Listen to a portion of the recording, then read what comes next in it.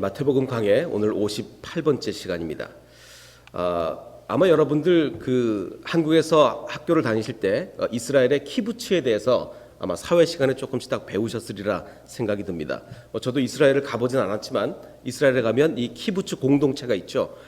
주로 이제 농업 위주로 하게 되는데 바로 이런 것입니다. 서로 공동 생산을 합니다. 사유재산을 인정하지 않고 공동 생산하고 공동 소비하고 모든 재산을 서로 나누어서 갖습니다. 그래서 이곳에 가면 뭐 빨래하는 사람도 딱 빨래하는 사람 정해져 있고 다 모든 것을 공동으로 합니다.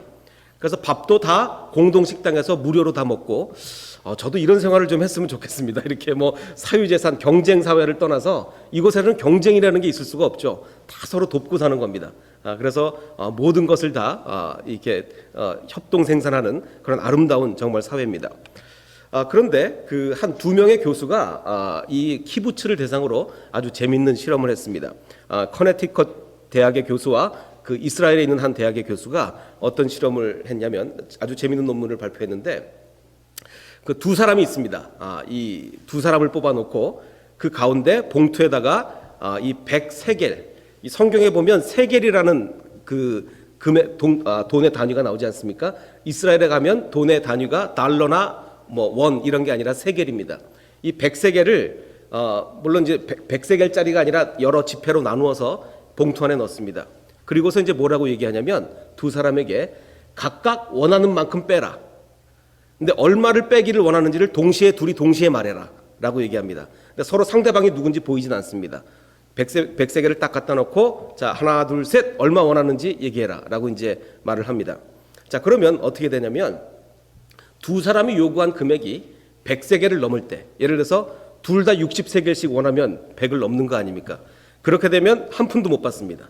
한 푼도 못 받고, 그러나 둘 사람이 요구한 금액의 합이 100보다 작을 때는 예를 들어서 한 사람이 20을 원하고 한 사람이 40을 원한다.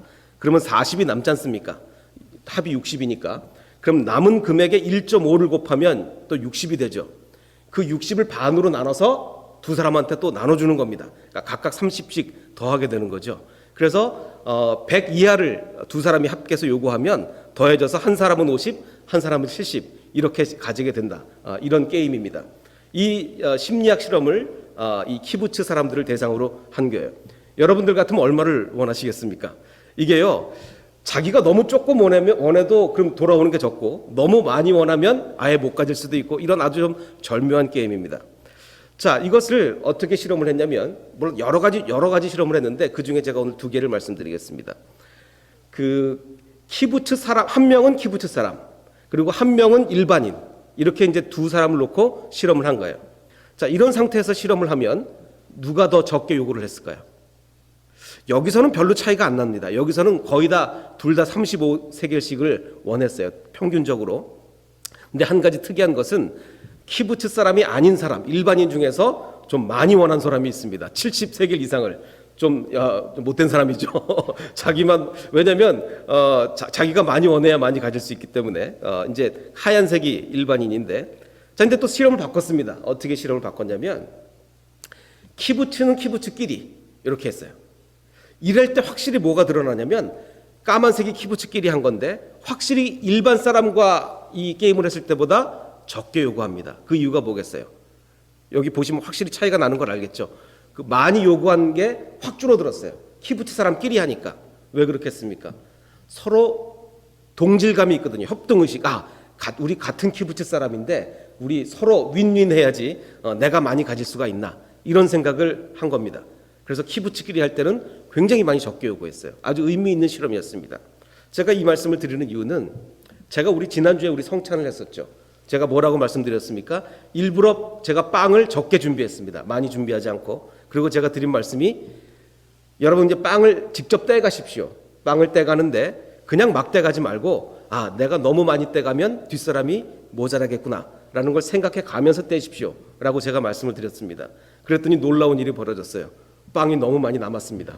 그러니까 다들 너무 다른 사람을 너무 많이 배려를 하신 나머지 요만큼씩 떼서 성찬을 하시는 바람에 나중에 빵이 너무 많았어요. 이게 바로 제가 원하는 겁니다. 왜 그러냐면 우린 다 같이 하나 믿음의 공동체예요. 믿음의 공동체는 서로 내 것을 취하겠다라고 하면 공동체가 깨져버리고 맙니다. 지금 이 키부츠 사람처럼 우리는 한 공동체니까 내가 적게 취하고 다른 사람을 많이 주겠다라는 생각을 가져야지만 우리 공동체가 좀 더 활성화가 될 수 있는 것입니다. 바로 이 역사가 우리 평안교회에 계속 이어지기를 원합니다. 그래서 앞으로 이런 그 성찬을 할 때 이런 식으로 계속 성찬을 하면 참 좋을 것 같아요. 내가 많이 가져가면 다른 사람이 모자라겠구나. 제가 성찬을 늘 여유 있게 준비 안 하겠습니다. 자, 그래서 이제 우리가 바로 성찬 공동체가 되는 것이죠. 자, 오늘 말씀 시작을 해보겠는데 우리가 잘 아는 대로 베드로는 예수님을 몇 번 부인합니까? 예, 3번 부인하게 되죠.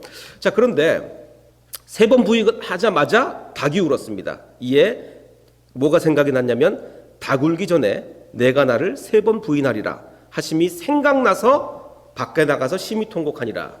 근데 이걸 얼핏 생각하면 이렇게 잘못 해석할 수가 있습니다.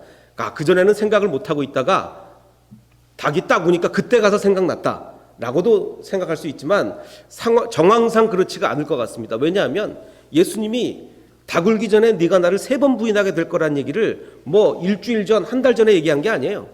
불과 몇 시간 전에 얘기한 겁니다. 불과 몇 시간 전에. 그러니까 까맣게 잊고 있다가 생각났다고 하기에는 너무 말이 안 되고, 그럼 여기서 생각났다는 얘기는 뭐냐? 완전히 잊고 있었다는 얘기가 아니라 뼈저리게 기억났다. 그래, 맞아. 예수님이 닭 울기 전에 3번 부인한다고 그랬지. 내가 정말 그렇게 됐네. 라는 그런 뼈저림을 얘기하는 거죠. 까맣게 잊고 있었다라는 건 말이 안 돼요. 뭐 불과 몇 시간 전인데.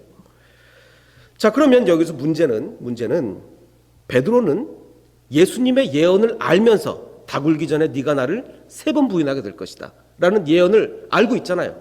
알고 있어요. 그런데 그러면 한 번 부인할 때 아이고 이러다가 내가 3번 부인하겠구나 하고 도망을 가든지 아니면 부인을 하지 말든지 뭐 이래야지. 왜 거기 3번 부인할 때까지 남아있냐는 거죠.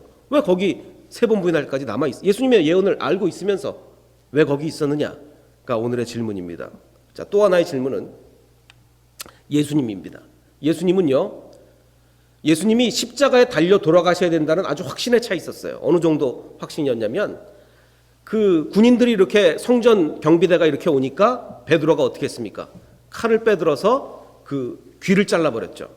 그러자 예수님이 하시는 말씀이 내 칼을 도로 칼집에 꽂으라. 내가 아버지께 구하여 지금 12군단도 더 되는 천사를 보내시게 할 수 없는 줄 아느냐. 니네가 지금 뭘 착각하고 있구나. 내가 지금 힘이 없어서 지금 당하는 게 아니다. 내가 원하기만 하면 하나님께서는 12군단이 더 되는 천사를 보내주실 것이다. 그러니까 너는 지금 내가 힘이 없어서 당하는 게 아니니까 칼 도로 꽂아라. 내가 만일 그렇게 천사를 불러온다면 이런 일이 있으리라 한 성경이 어떻게 이루어지겠느냐라고 말씀하십니다. 이게 무슨 말이죠? 이미 구약 성경에 예언이 돼 있다는 거예요. 그리스도가 이 땅에 오셔서 십자가에 달려 돌아가심으로 모든 사람들의 죄값을 사한다는 그 예언이 돼 있다는 거예요. 나는 지금 그 예언대로 가야 되는데 네가 여기서 지금 이러면 또 내가 하나님의 천사를 불러다가 이 일을 중지시키면 그 일이 어떻게 이루어지겠느냐. 이 확신 가운데 하시는 말씀이에요. 그런데 또 문제가 있습니다. 어떤 문제가 있죠? 바로 겟세마네의 기도죠. 겟세마네 이전에 예수님이 어떤 기도를 하셨어요? 아버지여, 만일 할만하시거든 이 잔을 내게서 지나가게 하옵소서라고 기도합니다.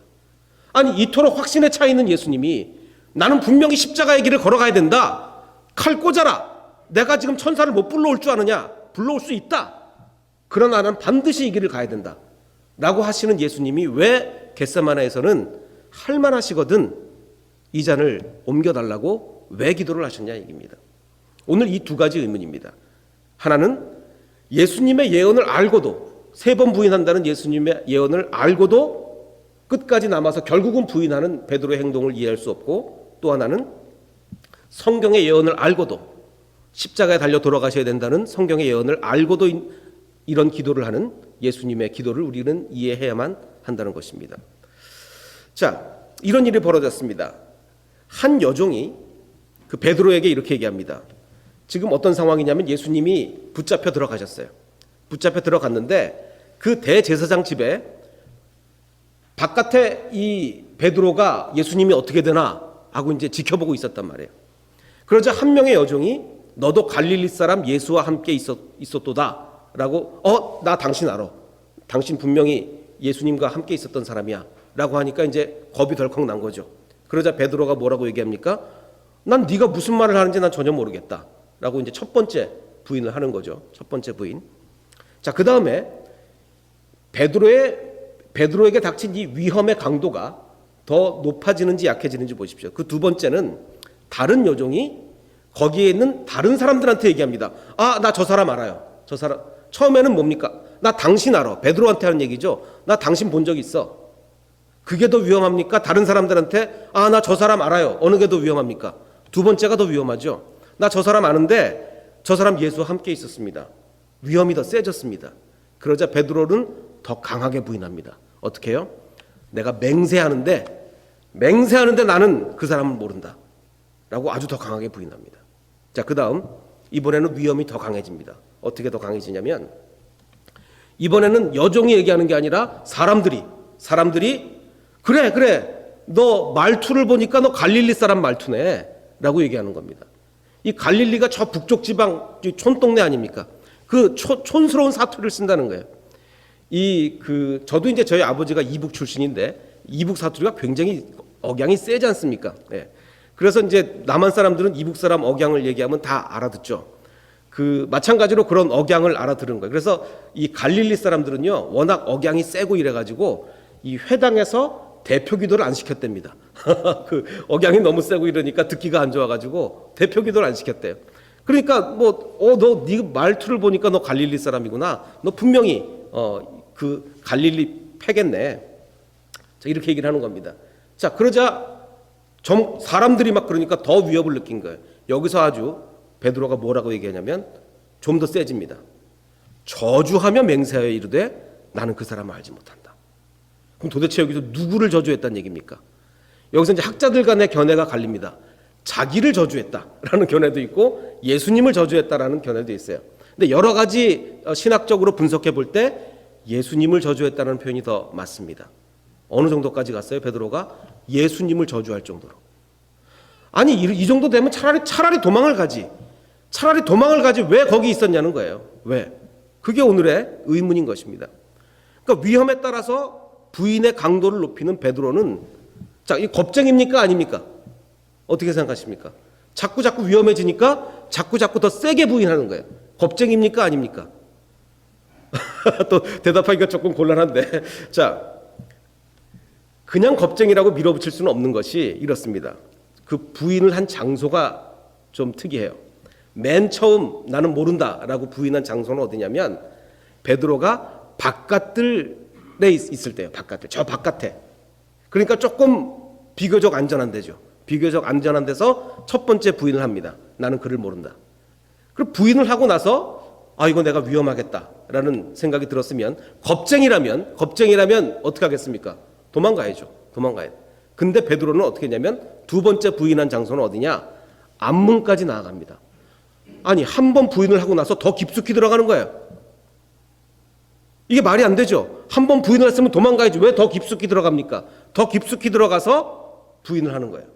그 다음에 세 번째 부인한 장소는 어디냐?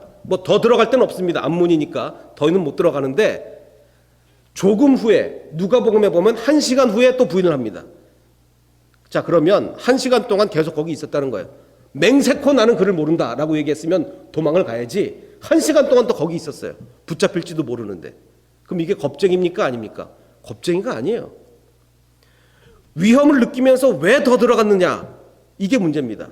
겁쟁이는 아닙니다. 겁쟁이 같으면 벌써 도망을 갔겠죠. 중국에 난징이 있죠. 우리 난징 대학살이 있었던 아마 그 지역인 것 같습니다.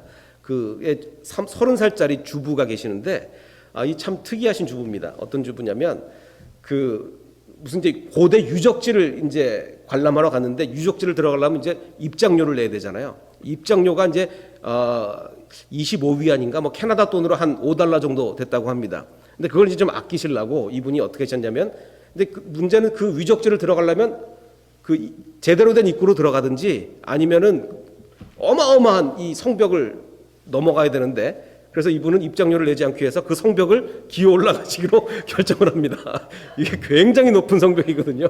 그래서 기어 올라가시려고 막 했어요. 결국은 이분 올라가셨습니다. 성공을 하셨어요. 근데 이제 이분이 성공하시는 걸 보고 주변 사람들이 용기를 얻어서 여러 명이 따라 올라가다가 이제 2명은 떨어져서 다리가 부러지고 3명은 무서워서 오도 가도 못 해가지고 이제 경찰에 구조가 되는 뭐 이런 일이 있었다고 하는데, 글쎄 뭐 이거를 용기라고 해야 될지 뭐 만용이라고 해야 될지는 모르겠지만 하여간 주부는 굉장히 용감했어요. 굉장히 용감했습니다. 자, 그런데 베드로는 어떨 것 같습니다. 이 주부만한 용기가, 이 성벽을 기어 올라가는 이 주부만한 용기가 베드로한테 지금 있는 겁니까 없는 겁니까? 어떻게 판단하세요? 그러니까 우리가 옛날에 그냥 성경을 대충 볼 때는 베드로는 이때 비겁한 사람이야. 용기가 없었다. 겁쟁이였다. 그러니까 이렇게 예수님을 저주까지 하지. 그런데 그 저주를 한 장소를 보면 그렇지가 않다는 얘기죠. 자, 이것을 해결하기 위해서 우리는 그 앞의 사건을 봐야 됩니다. 그 앞의 사건. 어떤 사건이냐?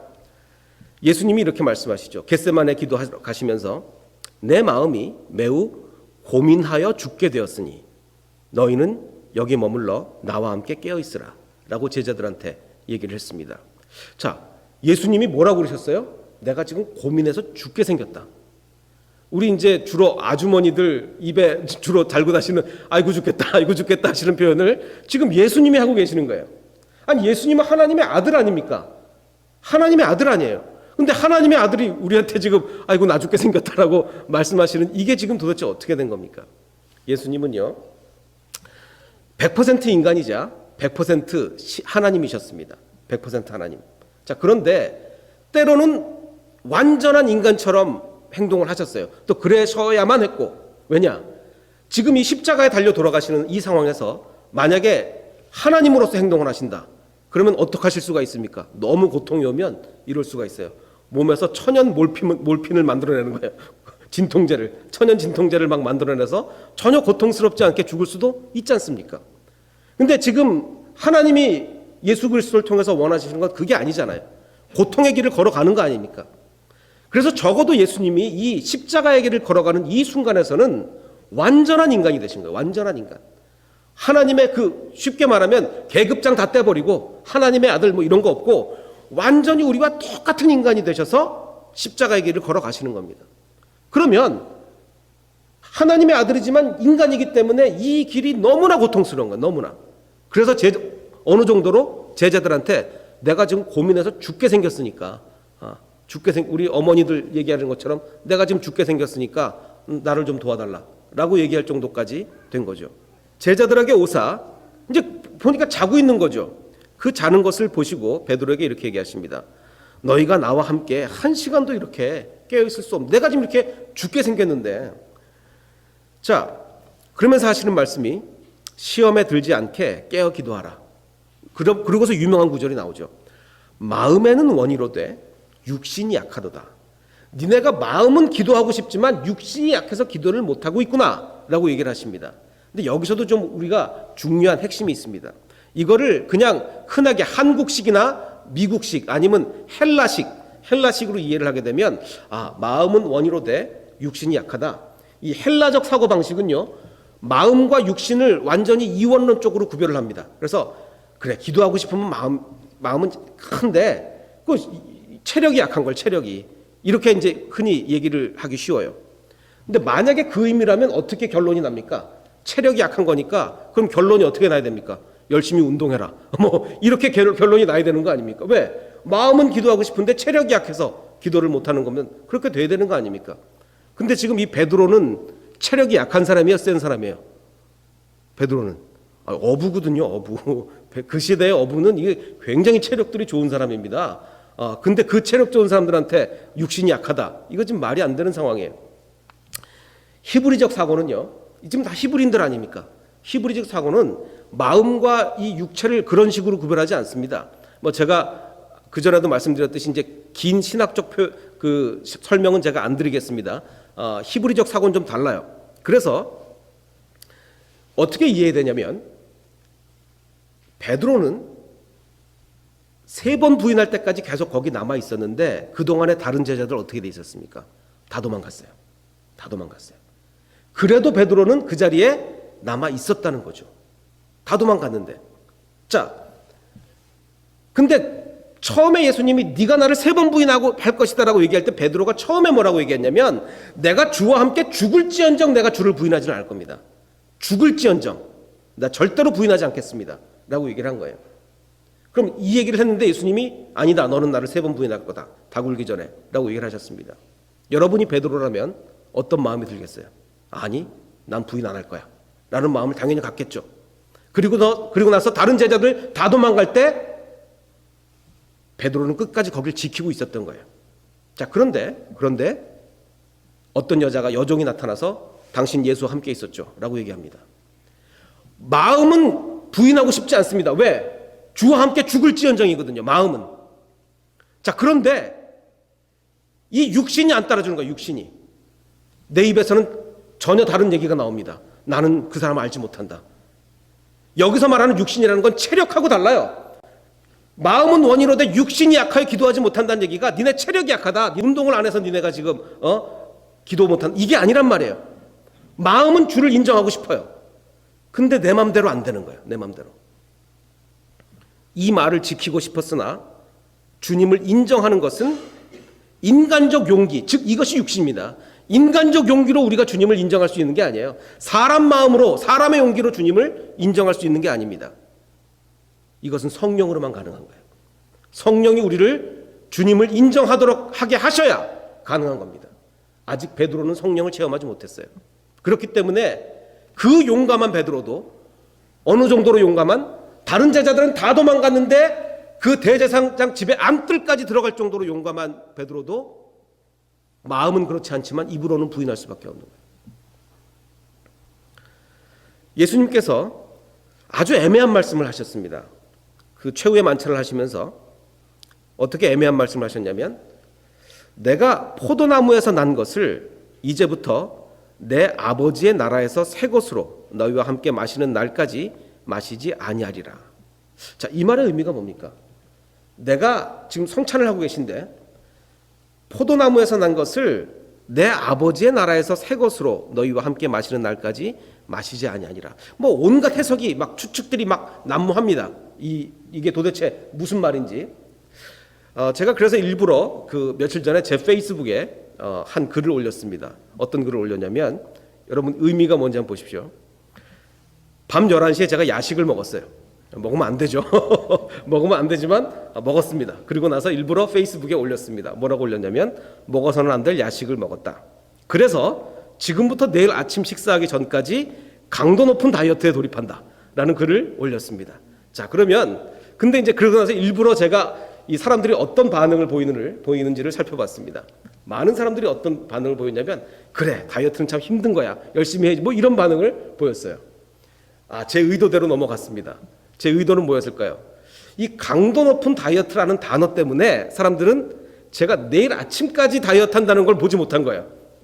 제가 지금 쓴 글의 의미는 뭡니까? 지금 밤 11시에요. 지금 야식을 먹고 이제 잡니다. 그러면 내일 아침까지 어떻게 먹습니까?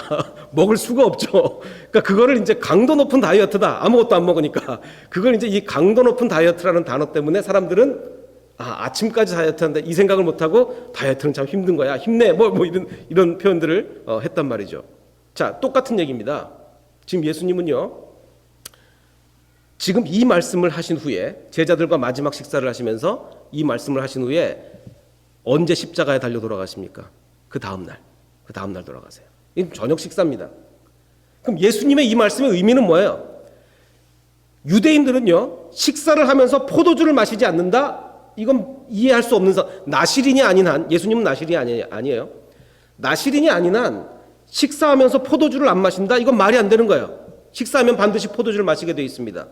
그러면 내가 이제 다시는 내가 너희와 함께 하나님의 나라에서 너희와 함께 마실 때까지 나 다시는 포도주를 마시지 않겠다. 이 얘기는 뭡니까?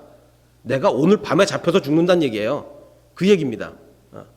근데 그거를 내 아버지의 나라에서 그럼 천국 뭐 한 수십 년 후의 얘기겠구나 자꾸 그렇게 생각을 해서 이걸 잘못 이해하고 있는데 예수님의 이 말씀은 내가 오늘 밤 식사를 마치면 이제 사람들이 나를 잡아갈 거고 나는 내일 십자가에 달려 죽을 거다 라는 것을 제자들한테 얘기를 하는 겁니다.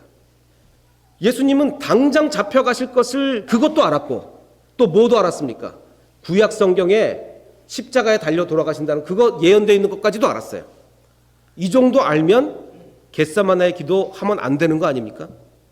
지금 당장 잡히는 것도 알아요. 또 잡히면 반드시 십자가에 달려 돌아가셔야 되는 것도 알아요. 이 정도 알면 겟세마네 기도하면 안 되는 거 아니냐고요. 자, 그런데 예수님의 기도 내용을 보겠습니다. 겟세마네 기도에서 예수님이 몇 번 기도하셨습니까? 3번 기도하셨어요. 3번. 뭐라고 기도하셨냐면 제일 첫 번 기도 이렇게 얘기합니다. 내 아버지여, 만일 할만하시거든 이 잔을 내게서 지나가게 하옵소서. 그러나 나의 원대로 마옵시고 아버지의 원대로 하옵소서 라고 얘기합니다. 처음에 기도할 때 뭐라고 기도했어요? 할만하시거든. 하나님 전지전능하시잖아요. 전지전능한 하나님이 꼭 구원의 방법을 이런 식으로 꼭 해야 됩니까? 다른 방법으로 하면 되잖아요. 그러니까 좀 다른 방법으로 좀 해 주십시오. 하실 수 있잖아요. 할만하시거든 좀 다른 방법으로 선택해 주십시오. 내가 십자가를 안 져도 되는 방법을 기도했습니다. 그런데 다시 한번 기도하실 때 기도의 내용이 바뀝니다. 뭐라고 바뀌냐면 내 아버지여, 만일 내가 마시지 않고는 이 잔이 내게서 지나갈 수 없거든 아버지의 원대로 되기를 원하나이다. 자, 첫 번째 기도를 하고 나서 예수님이 깨달은 게 뭡니까? 그러니까 예수님은 지금 인간입니다. 하나님의 아들이지만 지금 이 순간은 예수님 인간이에요. 인간으로서 십자가를 지십니다. 우리랑 똑같아요. 그래서 하나님께 매달리는 겁니다. 알면서 마치 뭐처럼 베드로가 예수님의 예언에 의하면 분명히 자기 예수님 3번 부인하는 거 알면서 어떻게 하든지 그거를 벗어나 보려고 그 자리에 있는 것처럼 예수님도 마찬가지예요. 하나님의 뜻인 거 다 알고 구약에 예언되어 있는 거 다 알아요. 하지만 인간적으로 매달리는 거예요. 하나님 안 그러시면 안 됩니까? 그러나 첫 번째 기도를 마치고 예수님은 깨달았어요. 피할 수 없구나. 피할 수 없구나. 내 아버지여, 만일 내가 마시지 않고는 이 잔이 내게서 지나갈 수 없거든 아버지의 원대로 되기를 원하나이다. 그러나 아직도 예수님 마음속에는 100% 확신이 없었습니다. 그래서 3번째 기도를 합니다. 어떻게? 같은 말씀으로 기도합니다. 그리고 나서 이렇게 말씀하십니다. 제자들에게 보라, 때가 가까이 왔으니 인자가 죄인의 손에 팔리느니라. 이제 예수님은 100% 확신을 가지고 제자들에게 나아갑니다. 예수님의 기도 응답은 뭐였습니까? 예수님의 기도 응답은 하나님의 마음을 움직여서 상황을 바꾸고 내 원대로 무언가를 바꾸는 게 아니었어요. 예수님의 기도 응답은 뭐였습니까? 기도가 바뀌었습니다. 기도가 바뀌었어요. 상황이 바뀐 게 아니라 하나님의 뜻이 바뀐 게 아니라 뭐가 바뀌었습니까? 기도가 바뀌었어요. 처음에는 할만하시거든 좀 바꿔주시옵소서. 그러나 그 후에는 내가 만일 마시지 않고는 이 잔을 피할 수가 없다면 아버지의 원대로 되기를 원합니다. 기도가 바뀌는 겁니다. 말씀을 정리해 보겠습니다. 베드로는 예수님의 예언을 알고 있었어요. 3번 부인한다. 하지만 부인하고 싶지 않았습니다. 어떻게 하든지 그것을 벗어나고 싶었습니다. 그래서 무섭지만 끝까지 남아 있었어요. 그러나 결국 인간의 힘으로는 되지 않습니다. 그는 예수님을 저주하며 부인하는 데까지 이르고 맙니다. 그러나 예수님은 마찬가지로 성경의 예언을 알고 있었어요. 십자가를 져야 된다. 그리고 바로 오늘 잡힌다. 이런 것까지 다 알고 계셨습니다. 그러나 또한 베드로와 같은 인간으로서 예수님은 알고 있었지만 피하기를 원했어요. 알고는 있지만 예수님도 인간이니까. 그러나 성령의 도우심으로 예수님은 무엇을 바꿉니까? 기도를 바꿉니다. 기도를 바꿉니다. 베드로는 예수님의 예언을 알았지만 부인했고 예수님 역시 구약의 예언을 알았지만 피하게 해달라고 기도했습니다. 그러나 성령이 함께 하시는 주님은 기도를 바꾸셨습니다. 베드로는 점점 더 세게 부인했죠. 모른다, 맹세한다, 저주한다. 점점 더 강하게 부인했습니다. 그러나 예수님은 점점 더 순종의 기도로 바뀌시는 겁니다. 아까도 말씀드렸지 예수님은 내가 지금 괴로워 죽을 지경이다라고까지 얘기하셨어요. 고통스러워하셨습니다. 그러나 기도를 마치신 후 예수님은 확신에 차게 됩니다. 오랜 기도를 통해서 달라지는 것은 환경이 달라질 수도 있지만, 물론 환경이 달라질 수도 있지만, 오랜 기도를 통해서 바뀌는 것은 기도가 바뀌는 것입니다. 내 뜻대로 해달라는 기도가 아니라 아버지의 뜻대로 하옵소서라고 기도하게 되는 것입니다. 마치 예수님께서 우리에게 주의 기도를 가르쳐 주실 때 뜻이 하늘에서 이루어진 것과 같이 땅에서도 이루어지이다. 그 땅은 무엇을 포함합니까? 하나님의 뜻이 가장 안 이루어지는 곳이 뭘까요? 자연이겠습니까? 바다, 산, 나무 이런 것들이 하나님의 뜻이 안 이루어지겠습니까? 아닙니다. 그런 것들은 100% 하나님의 뜻이 이루어집니다. 하나님의 뜻이 안 이루어지는 곳은 내 마음이에요. 내 마음. 뜻이 하늘에서 이루어진 것 같이 이 땅에서도 이루어지게 해달라고 기도하는 것은 아버지 하나님, 내 마음속에서도 주님의 뜻이 이루어지기를 원합니다 라고 기도하는 것입니다. 그것이 바로 겟세마네 그리고 주기도문, 바로 그 기도인 것입니다. 이 기도가 우리들의 입에서도 나오기를 주님의 이름으로 축원합니다. 이렇게 기도하겠습니다.